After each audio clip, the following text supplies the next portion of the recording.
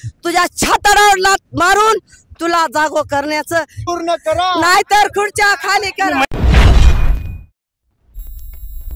परभणी दिशेने जो मुंबईला लॉंग मार्च निघाला आहे, त्या मार्च मध्ये स्वर्गवासी विजय वाकोडे यांचे पुत्र आशिष वाकोडे व परभणीचे सर्व भीमसैनिक निघालेले आहेत। तर रात्री त्यांचा मुक्काम हा राजेगाव येथे होता। आता ते मुंबईच्या दिशेने निघाले, तर आपण आशिष वाकोडे यांना विचारणार आहोत की पुढचा त्यांचा काय प्लॅन आहे म्हणून। आज चौथा दिवस आहे आमचा या लॉंग मार्चचा। अजूनही प्रशासनाचा कोणताही आमच्याकडे निरोप आला नाही। प्रशासनातले जे आमदार खासदार त्यांचे माणसं येत पण ते येत नाहीत, आणि त्यांनी ह्या लॉंग मार्चला इझीमध्ये घेऊ नये, कारण 26 जानेवारीला आमचा लॉंग मार्च संभाजीनगरला जाणार आहे। 26 जानेवारीला पूर्ण औरंगाबाद जाम केल्याशिवाय भीमसैनिक शांत बसणार नाही, तेव्हा त्यांना अवघड जाईल। त्यांनी औरंगाबादला जायच्या पहिले, संभाजीनगरला जायच्या पहिले प्रशासनानं या लॉंग मार्चचा तोडगा काढावा, अन्यथा त्यांना लाखो भीम अनुयायाला सामोरे जावं लागेल। तर या आंदोलनामध्ये काही मोठे मोठे नेते येणार आहेत म्हणजे चंद्रशेखर आझाद भाई येणार आहेत, त्यानंतर अनेक नेते महाराष्ट्राचे, या नाव नाही सांगणार पण भरपूर मोठमोठे नेते येणार आहेत, आणि ते नेते या लॉंग मार्चमध्ये सहभागी होणार आहेत, आमच्यासोबत चालणार आहेत। आणि या लॉंग मार्च तुमची मुख्य मागणी कोणती आहे? आमची मुख्य मागणी सोमनाथला न्याय भेटला पाहिजे। त्याला जे पोलीसवाल्यांनी मारलेलं आहे, सगळे पोलीसवाले बडतर्फ झाले पाहिजे, 302चा गुन्हा दाखल झाला पाहिजे। परभणीचे पोलीसवाले प्यादे आहेत। परभणी रेंजचा जो आयजी आहे शहाजी उमाप, हे स्वतः तिथे आले होते त्या दिवशी। पहिली लाठी त्यांनी मारलेली आहे। पोलीसवाले जे राजीनामे घेणार ते गृहमंत्री किंवा राजीनामा द्यावा त्यांना। एक मागणी म्हणून सांगेल, मागणी आमची पहिले हे आम्हाला माहित आहे कोणी केलेलं आहे, पण आता कसं आहे माहिती आहे का, करणारी हेच आहेत आणि निवडणारी हेच आहेत। सगळ्या समाजाला माहिती आहे कोणी केले। आता त्या बीडला एवढं मोठी घटना घडली, सगळ्या महाराष्ट्राचा रोष मराठा समाजाचा ज्याच्यावर आहे, ते सुद्धा राजीनामा देत नाहीत। म्हणजे या सरकारला त्यांच्या सत्तेचा अतिशय घमंड गर्व आहे, आणि ते असे राजीनामा देणार नाहीत। पहिले जे होते का आपले RR आबा होते, विलासराव देशमुख होते, ते काहीही झालं महाराष्ट्रात तर त्या गोष्टीला जबाबदार म्हणून राजीनामा देत होते। पण हे जे सरकार आहे हे निर्दयी सरकार आहे। ह्यांना लोक मेले तरी चालतील, काही झालं तरी काही प्रॉब्लेम नाही। या मोर्च मध्ये जे सामान्य लोक आहेत त्यांना म्हणजे त्यांच्या प्रतिक्रिया काय आणि मुळात ते काय आले? गेल्या महिन्यात जी 10 तारखेला घटना घडली, त्यानंतर परभणीमध्ये गेले 33 दिवस आंदोलन केलं। त्या आंदोलनामध्ये आम्हाला काय न्याय भेटला नाही, त्यामुळे आम्ही 17 जानेवारीला परभणीपासून मुंबईपर्यंत जाण्यासाठी लॉंग मार्च काढलेला आहे। आजचा चौथा दिवस आहे।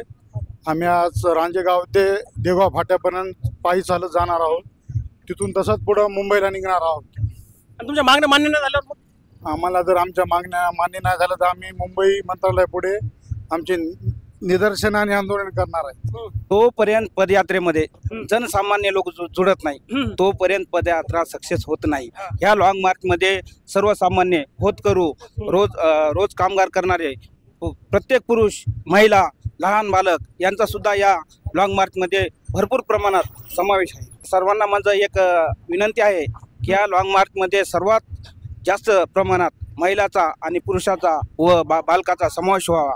यानंतर बहुजन समाज पार्टीचे परम आदरणीय बहन कुमारी मायावतीजी या पदयात्रेत आमचे प्रदेश अध्यक्ष मान्य गोनारे साहेब यांच्याशी उद्या चर्चा करून परम आदरणीय उत्तर प्रदेशच्या पूर्व मुख्यमंत्री मायावतीजी या पदयात्रेत लॉंग मार्च मध्ये सामील होणार आहेत। काही महिला आहेत, आपण महिलांचे विचारणार आहोत। काकू, तुम्हाला घर आहे, संसार आहे, परिवार आहे, सगळे, तरी तुम्ही मोर्चामध्ये का सहभागी झालात? आम्हाला न्याय मिळाला पाहिजे म्हणून आम्ही घर, मूल, बाळ सगळं काम धंदे सोडून प्रशासनाला झोपलेल्या जागा करण्याच्यात निघालो आहोत। जोपर्यंत आम्हाला न्याय मिळत नाही तोपर्यंत आम्ही लॉंग मोर्चा आम्ही थांबवणार नाही।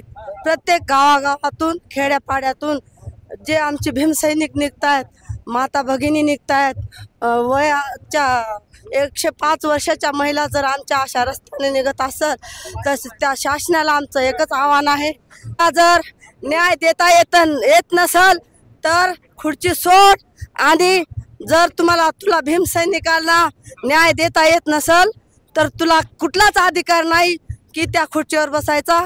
जे काय तू बसलेला आहेस फक्त संविधानामुळेच तू त्या खुर्चीवर बसलेला आहेस. प्रधानमंत्री नरेंद्र मोदी, जर तुला भीमसैनिक रस्त्यावर चाललेले दिसताना तुला डोळे झाकून झोपलेला असल तर आमच्या भीमसैनिकात ताकद आहे. तुझ्या छाताडावर लाथ मारून तुला जागो करण्याचं एवढं भीमसैनिकामध्ये आमच्या ताकद आहे.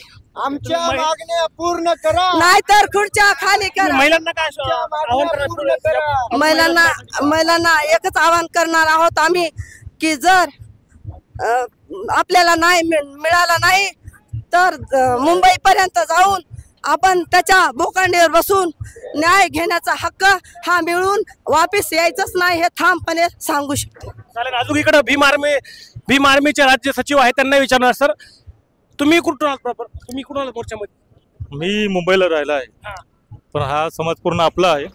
ज्या ज्या ठिकाणी अन्याय अत्याचार होईल त्या ठिकाणी आम्ही जाऊन काम करत असतो, हे आपलं कर्तव्य आहे.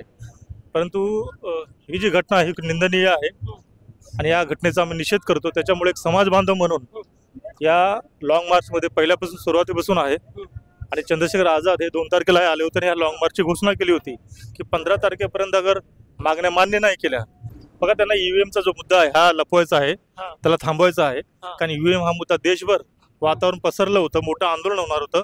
परंतु त्या आंदोलनाकडे लोकांनी सुरुवात नाही केली पाहिजे, दुर्लक्ष झालं पाहिजे. पण मुद्दाम हे सर्व आंदोलन त्यांनी वेगळ्या पद्धतीने घडवलेलं आहे. त्याच्यामुळे हे षडयंत्रच आहे. त्याच्यामुळे ह्या षडयंत्राचाही आम्ही निषेध केलेला आहे आणि 23 तारखेला स्वतः चंद्रशेखर आझाद या लॉंग मार्चमध्ये सहभागी होत आहे जालन्यामध्ये. बघा, गृहमंत्री या घटनेला जबाबदार आहे, त्यांनी राजीनामा दिला पाहिजे आणि दावोसला पळून गेलाय असं माहिती मिळाली. मुख्यमंत्री म्हणजे त्यांचे दौरे असतात, पण हा दौरा महत्वाचा की तो दौरा महत्वाचा? या महाराष्ट्राचे मुख्यमंत्री आहेत, गृहमंत्री आहेत आणि ह्या ठिकाणी ह्या सगळ्या लोकांना या लॉंग मार्चला त्यांनी भेट दिली पाहिजे. आजपर्यंत सूर्यवंत कुटुंबाला साधा फोन नाही केला, बाबा वाकडेच्या कुटुंबाला फोन नाही केला, भेटले नाही. बाबा वाकडेच्या कुटुंबाला त्यांनी भेटायला बोलवलेलं मुंबईला, पण जे सूर्यवंशी ह्या जगातून गेलेला आहे त्यांच्या भावाला, त्यांच्या आईला एक फोन केला नाही, भेटलं नाही. आणि तुम्ही आज दौऱ्यावरती जाता तर ते इथून पळ काढून गेलेले आहेत. त्यांना सामना करण्याची हिंमत नाहीये. कोण गेले पळ काढून? मुख्यमंत्री आणि गृहमंत्री देवेंद्र फडणवीस पळून गेलेलेच दौऱ्याच्या नावाने. कारण ह्या लॉंग मार्चला त्यांना सामोरं जायचं नाही, प्रश्नाची मीडियाला उत्तरं द्यायची नाहीत. त्याच्यामुळे एक दौऱ्याच्या नावाने ते पळून गेलेले आहेत आणि गृहमंत्र्याला तर राजीनामा देण्यासाठी पुढाकार घ्यावा लागेल, नैतिक जबाबदारी त्यांची. धनंजय मुंडेला राजीनामा देण्यासाठी जनता भाग पडत असेल तर आम्ही देवेंद्र फडणवीस यांना मुख्यमंत्री आणि गृहमंत्री पदाचा राजीनामा देण्यासाठी भाग पाडू. तर हे होतं मुंबईला दिशेने निघाला लॉंग मार्च. राजेगाव इथून हा मोर्चा निघालेला आहे. पुढचा मुक्काम यांचा देवळगाव फाटा इथे राहणार आहे. असेच अपडेट तुम्हाला मिळत राहील. व्हिडिओ पाहण्यासाठी चॅनल सबस्क्राईब करा विसरू नका आणि पाहत राहा चौथा स्तंभ.